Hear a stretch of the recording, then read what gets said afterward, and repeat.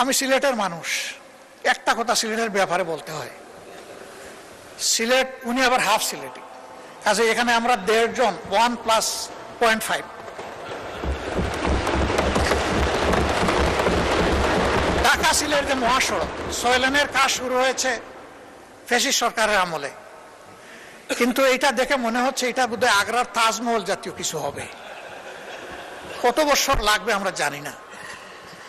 গুহিসাপের মতো হাঁটি হাঁটি এটার কাজ চলছে। প্রধানমন্ত্রী নিজেও কিন্তু এটা এক্সপেরিয়েন্স করেছেন, তাকে ধন্যবাদ। কারণ ওই রাস্তা দিয়ে চলতে গেলে বঙ্গোপসাগরে যাওয়ার দরকার নাই, ঢেউ দেখতে গেলে ওখানেই যাওয়া যথেষ্ট। এর একটা অবসান চাইছিলেন বসে, আমি আপনার মাধ্যমে দৃষ্টি আকর্ষণ করলাম।